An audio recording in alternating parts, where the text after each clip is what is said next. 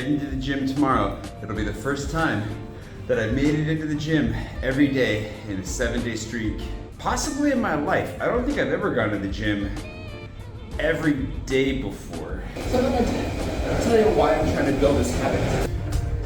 But maybe more importantly, I'm gonna tell you how it's making me feel.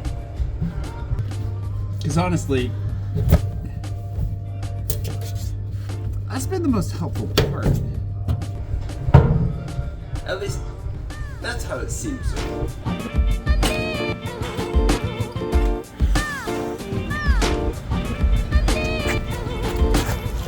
Looks like I just missed farmers. They put hay bales across the road. I don't know if I've seen that before.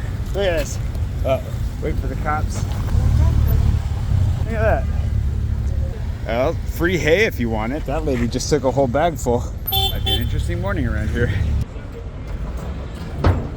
It took me a minute, but I found them. I also found the police have their own backhoe, their own scooper. It looks like that's how they got rid of those barricades, but they can't get rid of the tractor barricades so easily. Anyway, French farmers. It's protest season.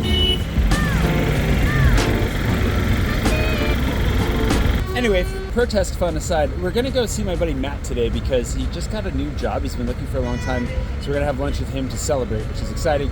Should see Paul as well, have some Paulish plans. And then, yeah, I thought I'd tell you a little bit about like one of the things I've been doing to get myself out and working out every day, and also why.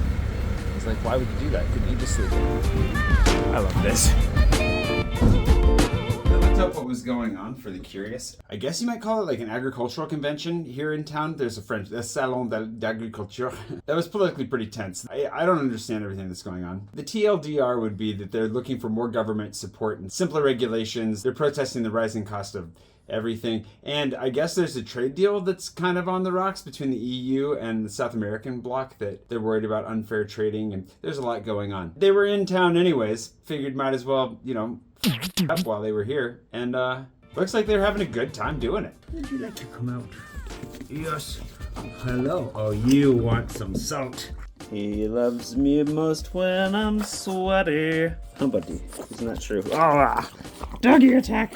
I don't get it. The main takeaway from Atomic Habits and what I think is most impacted by what I'm doing right now are identity and limiting beliefs. Boy, do I have limiting beliefs. Also, if you're going to be visiting in the near future, while they're doing works here in Trocadero, you have to make sure to validate your tickets or your Navigo at the little machine on the side. Don't take it as a free entrance.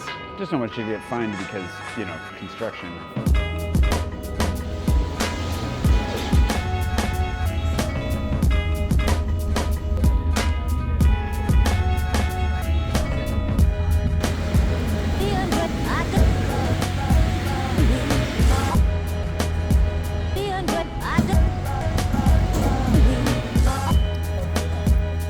I actually have a lot of limiting beliefs around my energy. I've noticed this recently, but I tend to think like, oh, I can't do that. That's too much for a lot of things. So for example, with working out, I took the rule that you need to give yourself time to recuperate, and I made that into like, oh, well, I need to take a day off between every workout. And then when people would push to be like, no, work out every day. Well, I can get a run in between, right? Not get into the gym every day. Obviously, I need to let my muscles recover. And yes, I do have some muscles. Fun fact. But in reality, I was limiting myself. I was looking at other people who could do it, and I was telling myself, oh, I can't do that. But I never even tried. How do you know until you try? Also, this is Station F. I'm walking into Station F right now. It's like a tech incubator, tech startup. We have to go this way because we're going to the food part. You don't want to go into the tech bro part. I don't think we're welcome in there. I do, however, recommend La Felicita as a fun place to go if you ever end up in the 13th. Would I recommend you go out of your way to come here? No. But, you know, on the off chance you end up in the 13th, I think it's worth it.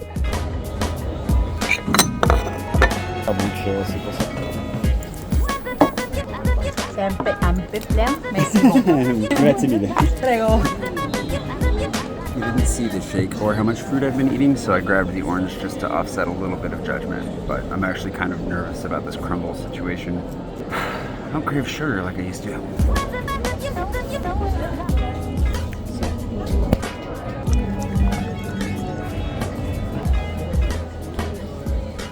dry. I couldn't finish it. The orange was delicious. I just can't eat as much sugar anymore. And that's a lot of sugar. We can talk about this soon.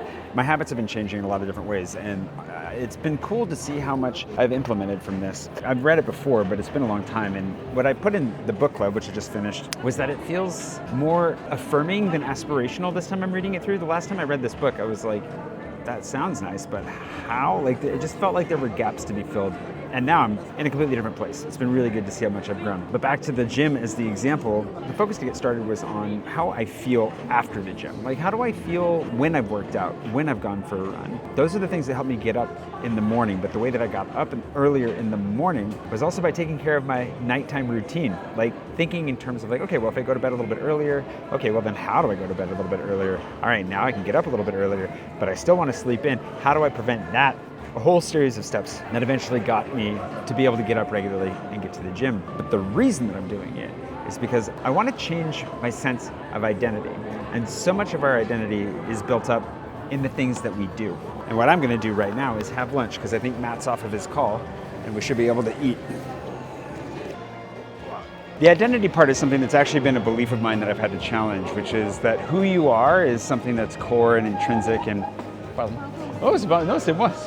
and maybe something that's unchangeable, but the reality is so much of who you are is built on the tiny little actions you make every day. It's what you do, small or big. I always thought the inner life counted for a lot. People would see my inner beauty and fall in love with me for who I was, but people can only see what you do. And in reality, a lot of what we do is in our control, whether or not we'd like to believe that. Questioning what is and isn't in our control, being aware of it, and then changing it is a really powerful tool to changing who we are, how we feel about ourselves, and thus how the world sees us. Wanting to get up and get to the gym every day is similar to wanting to vlog every day. It's similar to wanting to write every day, to get enough nutrition, to get enough sleep. All those little things not only are, what you should do to take good care of yourself, but they start to feed into who you are. You are someone who takes care of yourself. You are someone who doesn't skip workouts. You are someone who shows up and makes a video every day. And those things end up being empowering and are doing a lot of good for building my sense of self-worth. The getting to the gym every day thing may be new, but it's just another extension of what I've already learned from showing up for myself in so many other ways. And I'm getting a call from Matt right now, according to this, so he's finally looking for us. I used to say this all the time to people who told me that they wanted to be writers. The only difference between a writer and a non-writer is writing. You just have to write. And I never applied that to anything else in my own life, but I'm realizing, like, if I want to be an athlete, if I want to be a musician, if I want to be fit, healthy, a good friend, whatever it is, it's based on the action involved. I need to show up. It's all the little actions underneath it that actually make it real, and then it becomes your identity. Made it home, only for Paul to cancel. He didn't really, his lunch was running late, and I've got meetings this afternoon, so just kind of ran out of time, which is unfortunate. Two more things. Come on, buddy, you wanna come in?